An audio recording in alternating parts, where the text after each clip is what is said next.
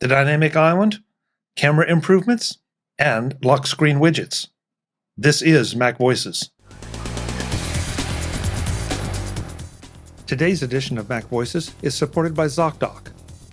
Find doctors who are patient-reviewed, take your insurance, and are available when you need them. Download the free Zocdoc app at zocdoc.com/MacVoices. Welcome to MacVoices. This is the talk of the Apple community, and I'm Chuck Joyner. Folks, this is part 2 in a 3-part look at the new iPhones 14 and iOS 16. This time around, the panel focuses a bit more on some of the software improvements in iOS 16. Let's go back and let the panel do the talking.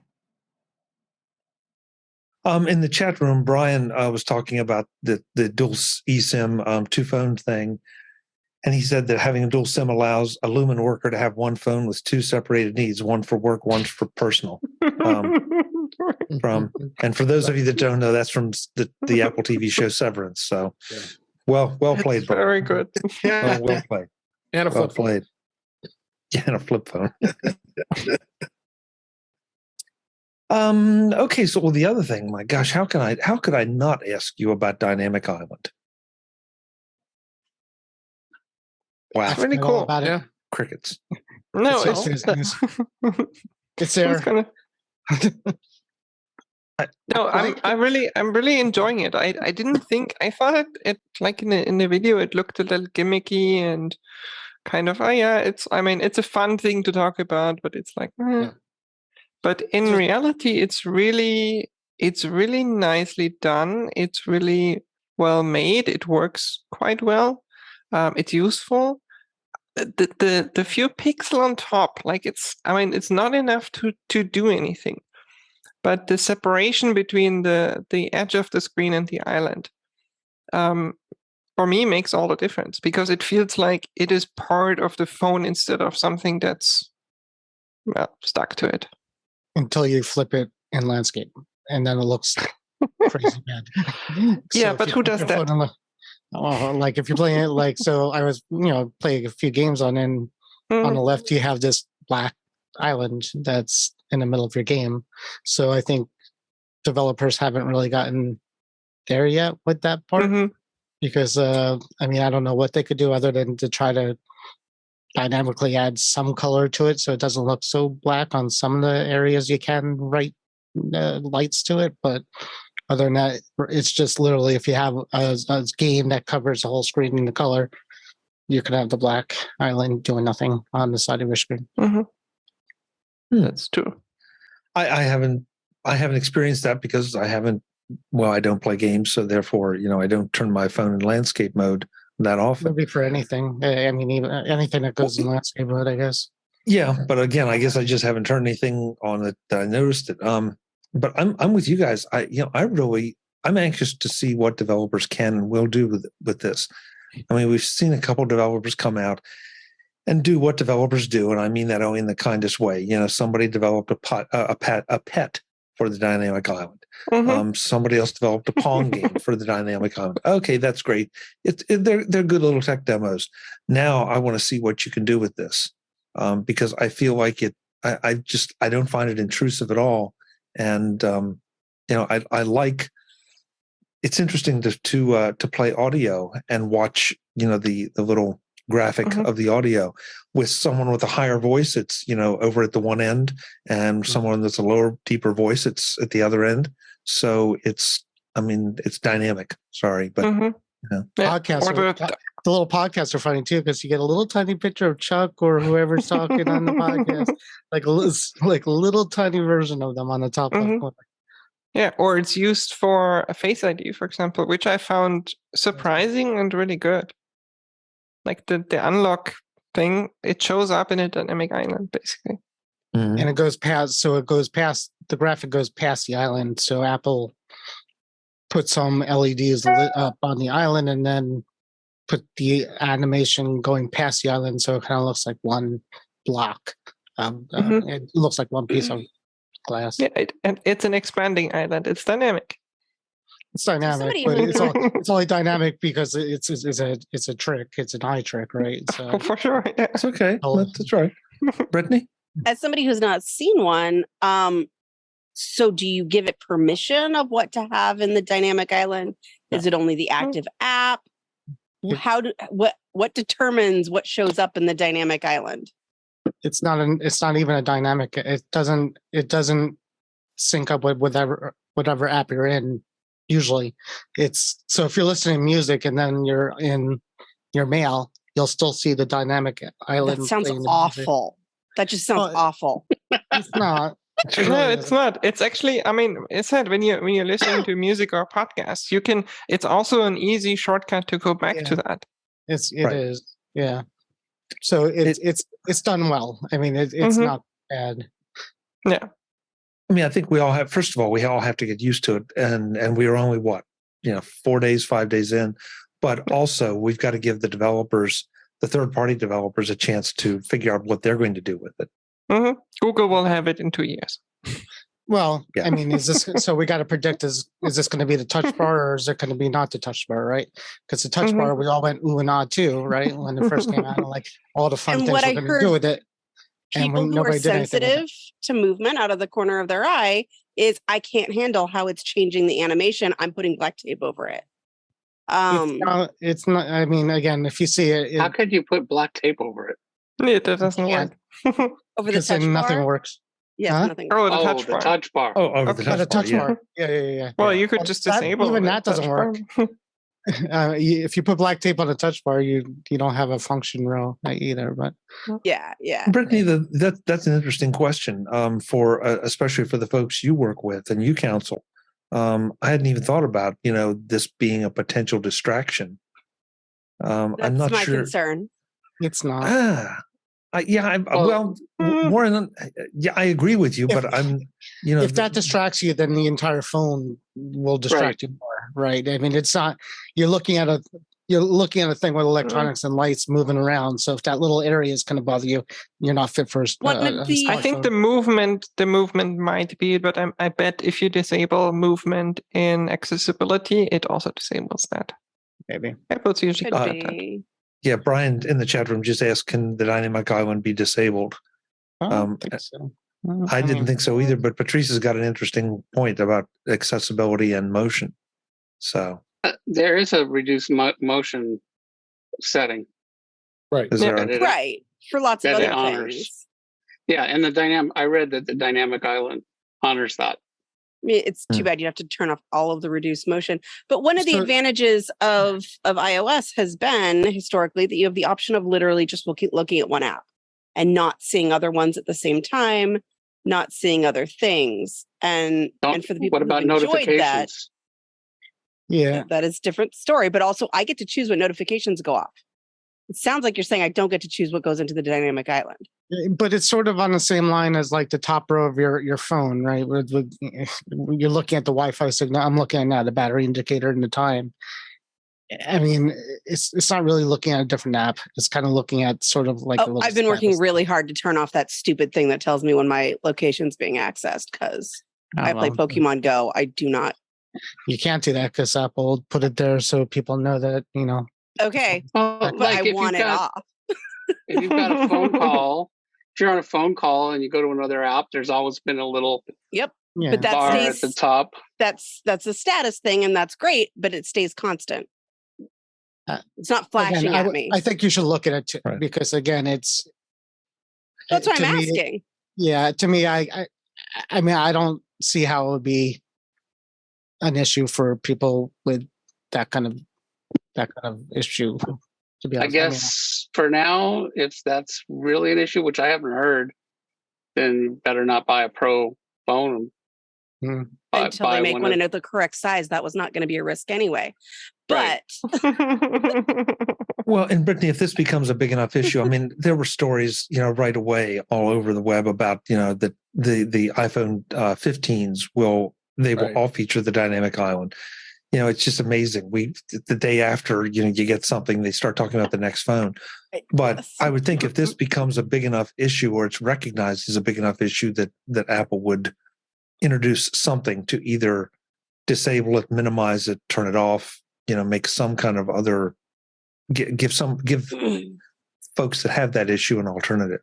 Did anybody Or getting to actually choose check what's to see going if in you there. can? Sorry, Britt, say again. Or Well- getting to choose what goes in there.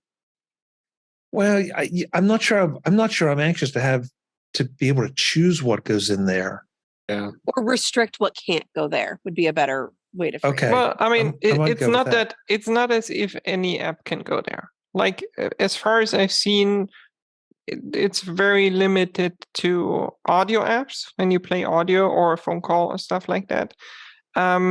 And anything like any interaction like Face ID that before was just showing a pop-up is showing up there. But that's an interaction that you have anyway where it was before.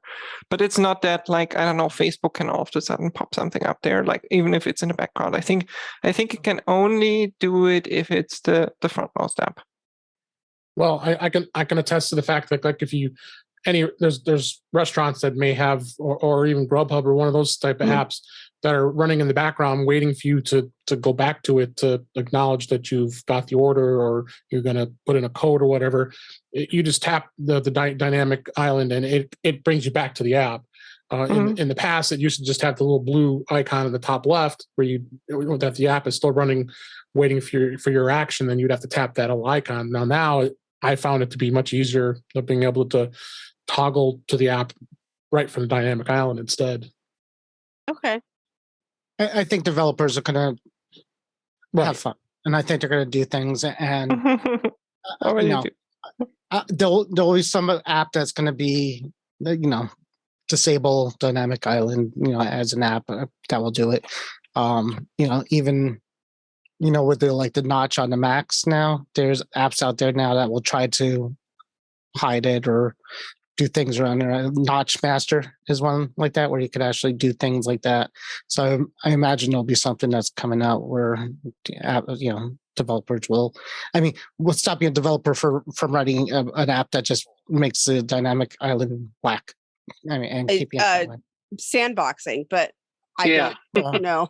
Yeah, I mean, Yes, I don't know if you're that it'll do. Jim, you wanted to try that again because you cut out completely. Oh, I just agreed with Brittany that developers are not going to be able to do that because of sandboxing. But it doesn't sound, I don't have a phone with it yet, but from everything I've seen, it doesn't sound like this is a problem. If it does become one, Might then be fine. I'm sure Apple will put in Eventually. a way to turn it. Maybe. I haven't heard one hint of this. Everything I've heard is people just raving about it. And the intention is basically that it seems to me is that it would be used for things where you've got something going in the background and it provides a way for that app to provide a little hook of presence while you do something else.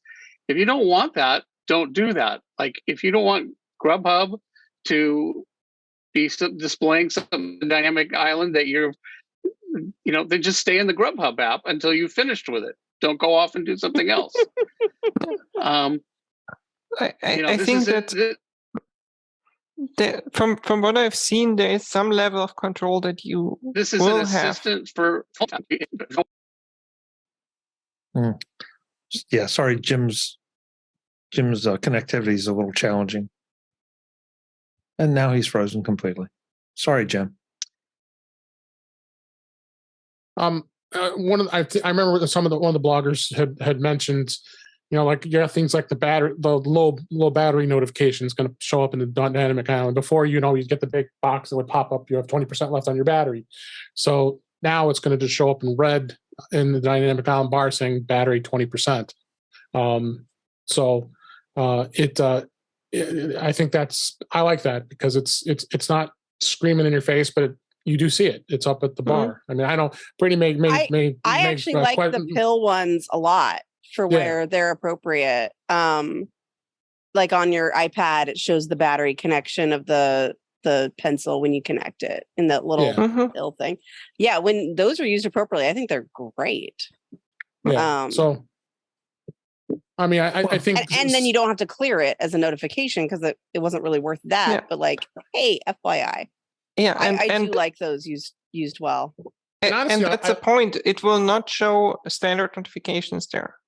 Those are for very specific things. I think the live notifications are supposed to show up there. Right.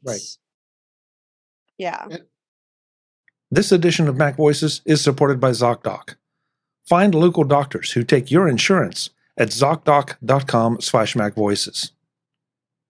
If your doctor can recite every line from the movie Ferris Bueller's Day Off, but can't remember your name, it's time to get a new doctor with Zocdoc.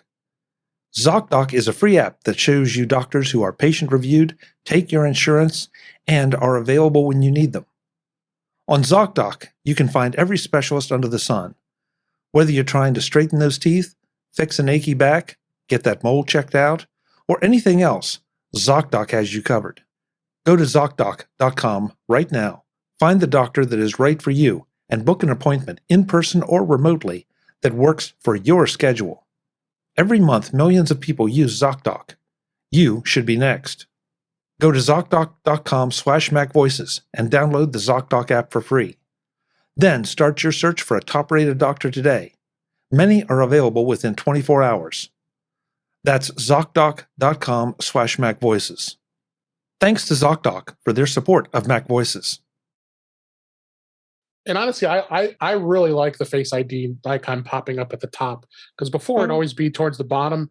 I'd be like, oh, you kind of wonder. It is taking a little getting used to. We've used Face ID for a while now, and now all of a sudden, instead of it popping right below you, it's hey, it's at the top here. Oh, cool. Where you're supposed to look. Exactly. It's actually quite smart that it's also where you're supposed to look. Yeah, exactly. So I mean, I think there's more to come. Honestly, I mean, there's so many things that there's a list of that are what's being able to be done now.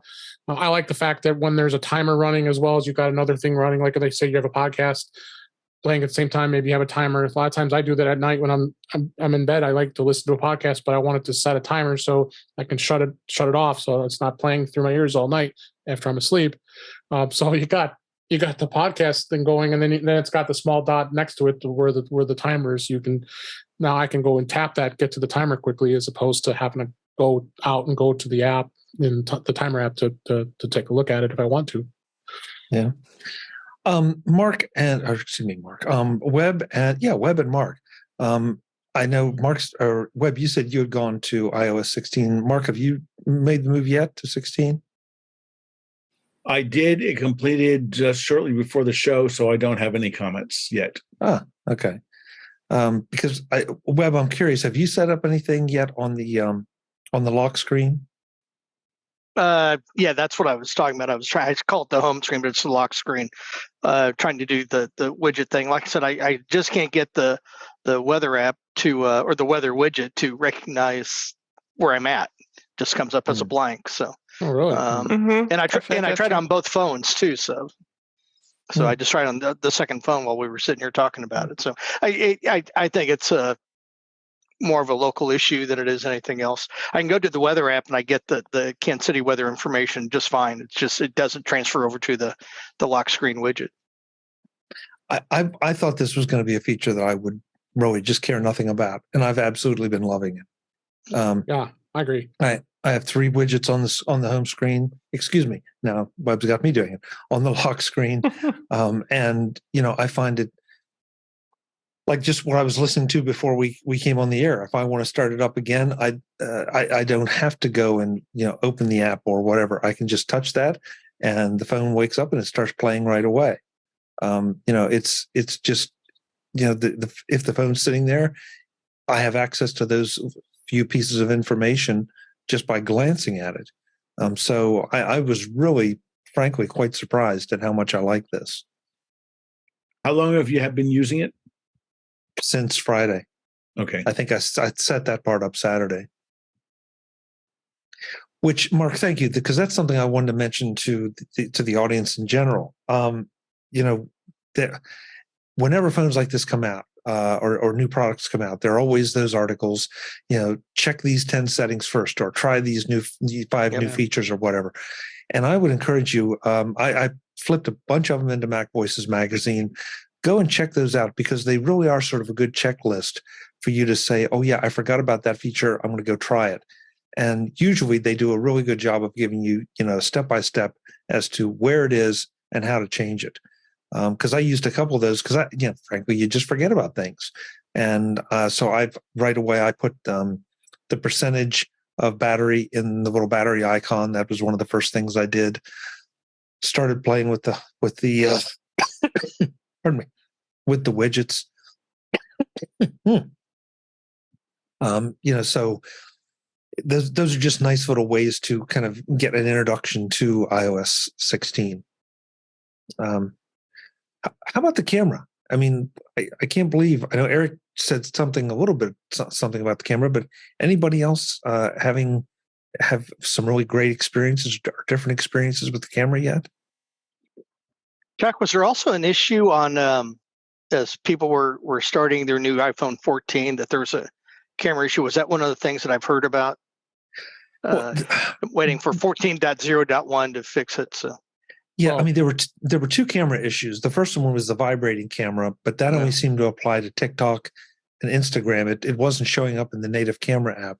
Okay. But some people were claiming that the camera was taking like 5 seconds to start up. I have not seen that. Okay. Okay. It was just something that I read a headline on somewhere, on the interweb. So.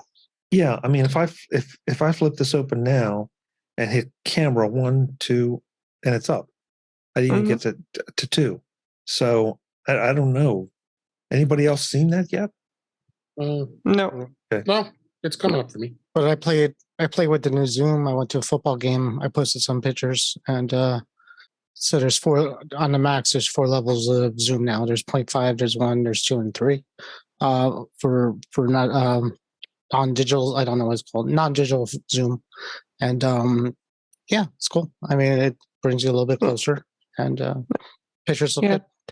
That, and what I did definitely notice compared to the 13 was the low light performance is quite a bit better. Like I've had some issues where you take a photo like low light and like it kind of looks weird, and I have not had that so far. Tell you the truth, Patrice, I forgot about the low light performance. I've got to go and try to take something. Mm-hmm. I'll go in the bedroom tonight and turn the lights off and see, how. No way. Good No way. Wait a second. Yeah. Don't shoot us. Or you were streaming when you need them. Hey, that would truly be MacVoices After Dark. After dark in the light. I was trying to think of the darkest room in my house, and as a test. Never mind. Yeah. To the dungeon. The dark room. Yeah. Okay. Yeah. Go to your dungeon and you'll get it. Mm-hmm. Yeah. I've already put my foot in my mouth. I'll stop now. Anything else on the 16, iOS 16 or the iPhone 14s that you have experienced that you really like or we want to discuss? No, I mean, I do see performance improvements a little bit, nothing crazy. Mm-hmm. The search and switching to pages is a little weird. The down here at the bottom here where you have to tap it again to you can get rid of that. You can change it. You can turn that off if you want. Yeah, I turned mine off. Yeah, right. But you can tap and hold it, and it brings you to the pages, so then you can get into there. But I think people probably want to turn that off. Another thing I'll bring up too is in iOS 16 is people were a lot of complaining on Twitter. I was tweeting back a bunch of times about the battery life, and a lot of people were saying. I mean, the first day I had I was so used to with the 13 Pro Max, which I'm using as a camera today because I can't until I have to set it back. The battery had, I was so used to with this one, I'd start 100% at the beginning of the day, and through a normal course of the day in normal use, I would probably be maybe at 70%. With this one, I had always on turned on. Mm-hmm. It dropped all the way from the full 100%, and I don't think I was more than about 3/4 of my day, probably late in the afternoon. It was already at 40 or 35 or 40%. So I don't know if I'm a huge fan of this always on. You can turn it off, which I did. Yeah, it doesn't. So I know a lot of people were complaining about that. Honestly, we get this every year. Every year, people complain about the battery life the first couple of days. The thing about always on is, one, it does actually learn how you use it. True. And it will turn off if it's not, like, for example, if you're not close to your iPhone, it will actually turn off. Like if you have an Apple Watch, at least it will detect, oh, like nobody's near his phone, I'll just turn off, for example. Right. Stuff like that. It does actually learn how you use it and when you need always on and when you don't. So I honestly, does it affect the battery? Yes. Does it affect the battery as much as people say? I don't think so. I don't think that was the reason why the batteries go down. Well, historically, in the first few days of the release and a new phone, always the batteries getting chewed up more because of indexing and learning and things like that. So it generally calms down after a while. I noticed the new watch did that. My phone seems okay, but I got the new watch and it's the battery is not doing as well as my 7 so far, but I think it will calm down and get to a point. and Apple always optimizes things like down the line a little bit more. Yeah. Right. So as I said, I've not had any big issues with that so far. It was just maybe I need to go give it a better another chance. Yeah. But my problem is more. Yeah. My problem is more. Yeah, I find it incredibly useless. Always on. We've been talking about always on, and on the watch is kind of cool, but on the phone, I've not found it particularly useful. I didn't. I was so used to it going off that I mean, that's the reason I'm like, I don't even miss it, honestly. Yeah. The jury's still out, but with the widgets, with the lock screen widgets now, I think that my attitude toward that may change. And live notifications and things like that. I think when developers get more chances to actually benefit from it and like take advantage of it, it might change. But so far, I don't need the time on it. So I have two issues with the always on, but I didn't say it before. But the one issue is when it's always on, you kind of see like your wallpaper in the background, and still I always forget that, and I think it's like my phone's either cracked or dirty, really dirty, because it looks imperfect, right? Because it looks like there's like maybe something there, but it's not bright enough to see what it is. So that's one issue I have. That might be a problem with your background. So let me ask you a question about some of this, because I understand always on. I understand some of the trade-offs that different people have spoken about. Some of the new lock screen, I'll be getting experience over the next couple of days, so I'm going to ask a question instead of making a comment on it. But right now with iOS 15, you have a capability through notifications. If texts or other messages come in, or you have other apps like I have weather app, it will pop up. Yes, it will time out after whatever the default is, but isn't that function the same as always on? Meaning, if you're there and it's next to you, something pops up, you're going to see the change in light. You probably by instinct, you're going to look at it and you can decide, oh, well, forget that. That's just text from so-and-so, and I don't need to respond. It has a completely different purpose. The always on is not for notifications, not for you to see it in that moment. It's softly lightens the timing of widgets is basically what it does. And past notifications that you might have not looked at so far. I haven't tested if you enable that. I thought they go away. Okay, they go away like normal, but on everything else still stays light up like the time. Depends on your setting. Okay. Warren, I understand the distinction that you've made, but could you give for instance of some sort of app or use case where it really is dramatically better? For me, the always on is to leave by the side of my bed and to see the time pretty much without having to tap it. And Mark, I'll throw in if I'm understanding the question correctly. I have, what do I have? I have the stock widget on the screen, and I have a weather widget on the screen. Mhm. And so those are always on the screen. So all I have to do is look over, because I keep my, just like here, I think I've showed you guys this before, but I have a little stand that, that's where my phone lives during the day and for shows like this. So that's right there. So I can glance over at any time and see, to Warren's point, the time, but also the stock widget and the weather widget. Now, I'm not sure that those are necessarily the best ideas about, the kind of things that you need or want to see regularly. But like Patrice said, once we get the live notifications thing going and developers take advantage of this, I think you'll see some other equally, if not more useful widgets available. Yeah, Right. but again, developers have to figure out what you want to see constantly on that. So, I mean, right. The stocks and the time and the weather are exactly the things you want to look at without having to reach for your phone. That's the kind of stuff you want to look at, while you can't get to your phone.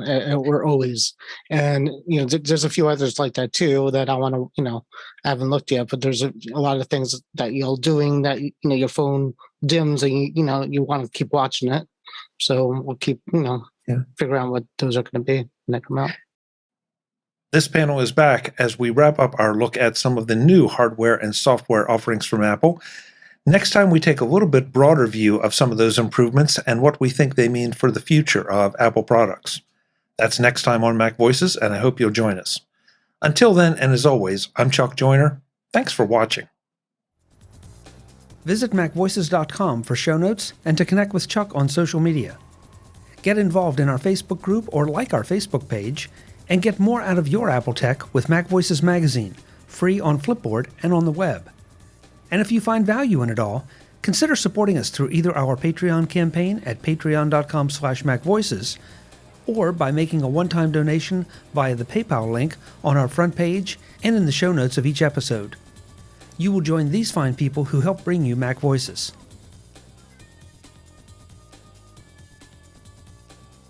Advertising handled by Backbeat Media at backbeatmedia.com. Bandwidth provided by CacheFly at cachefly.com.